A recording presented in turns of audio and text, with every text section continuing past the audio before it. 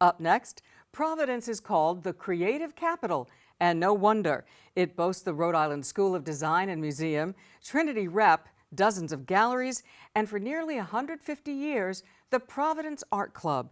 It's one of the oldest in the nation. Tonight, a look inside at the talent and tolerance of its founding members and its influence on the art scene today.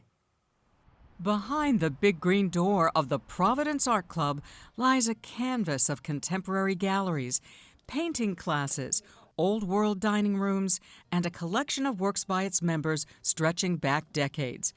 Dan Meshnig has belonged for almost 40 years. It seems like you're in a time machine, and there's some ambiance that comes from even the foyer, and you look up the stairs and you see time going by. In 1880, when women didn't even have the vote and black artists were practically non-existent, a group from the east side of Providence made a bold stroke. The art club here was founded by 16 people, and 6 were women. And they were not all artists. There were patrons involved. Founded for art culture, that's the mission. But they also wanted the camaraderie of people that felt the same way about life and what they did, and they made a great time of it. And Meshnig says many of those great times happened here in the tiny cabaret room. There are stories of early members smoking long clay pipes, which continue to line the walls today, along with vintage wine bottles that hang from the ceiling.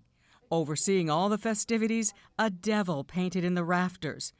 But as unconventional as some of the antics may seem, the founders were serious about their art and well respected in the community. One of their leading members, black artist Edward Mitchell Bannister, oil painter, abolitionist, philanthropist. Of all the striking silhouettes of artists and patrons lining the walls of the club, Bannister's has a distinction, the number 1, indicating he was the prime mover of the Providence Art Club. In a day when we're actively discussing representation in the arts community, the Providence Art Club, it seems, was ahead of its time. Oh, without question. Nancy Gosher-Thomas is both artist and former president of the Providence Art Club. Why were they willing to rally around Edward Bannister, a black artist? Well, I think that they saw that he was an artist of note. They recognized who he was. Artists don't see black and white. It was his commitment to his work and everything that he did to help create the New England cultural community. The rural New England community and Narragansett Bay shoreline are prominent themes in Bannister's landscapes. There are some on display at the Providence Art Club. Many more hang at the Smithsonian. What was so impressive about his painting? You could see and you could feel the heart and soul that he put into his work. His work just exudes an atmosphere that is hard to attain. And you have to remember, too, he did not go to Europe to study art. And so a lot of this was experimentation. His landscape scenes were very bucolic, very serene, very somber tones in his palette. His work wasn't good because he was an African American. His work was great because he was a dedicated painter. And that's all he wanted to do. Ann Gosher-Thomas says Bannister's fierce dedication was fired up by an article he read in the New York Herald in 1867. Quote, "The Negro seems to have an appreciation for art while being manifestly unable to produce it," end quote. Ironically, less than a decade later, in 1876, Bannister was the first African American to receive a first prize medal award. It happened at the Philadelphia Centennial Exposition, and it caused a sensation when the judges announced the winner from hundreds of artists entered in competition. He went up to get his award, and they were a little taken aback and said, this can't be right. He's a black man. They wanted to rescind it. They wanted to take it away. And there were white artists that came in and said, no, he's getting his award. And he did. Bannister's award certificate is one of the art club's most prized possessions. Another artist who made her mark on the Providence Art Club was sculptor Florence Brevoort Kane. She was born in the late 1880s to an extraordinarily wealthy family in New York City. Her family summered in Narragansett. Kane was disabled after a childhood illness left her deaf and unable to talk, yet her talent spoke volumes.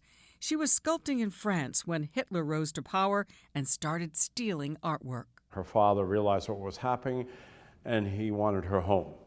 But she was working on all these pieces, so they buried the work that she was working on the property in Cannes.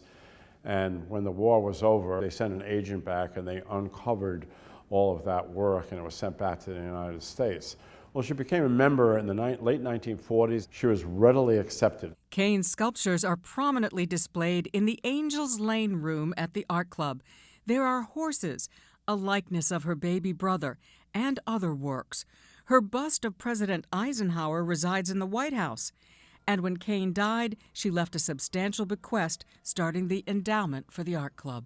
Another legacy was left by the artist who crafted these dragon andirons. It looks like they're spitting fire at you. They're really, really cool. And they were handmade by Sidney Burley. Burley was a founding member of the art club. The landmark Fleur-de-Lis building was Burley's studio.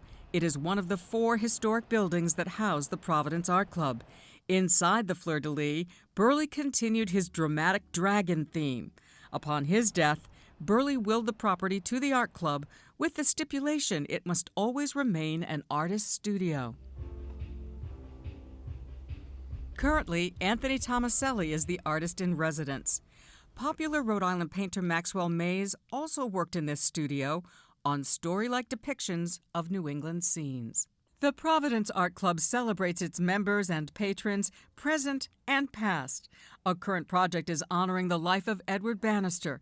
This is a miniature of what will soon be a fixture in Market Square near the Rhode Island School of Design auditorium. And the wonderful thing about this sculpture is that it's not a monument.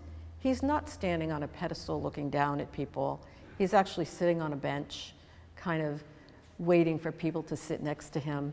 He has a sketch pad in hand, and on the sketch pad is a sketch of his wife, Christiana Carteau. The sculpture is being cast life-size in bronze at a Massachusetts foundry. It's the finishing touch for a man whose talent and tenacity broke down barriers, leaving a legacy that's not lost on all those drawn to visit the art club.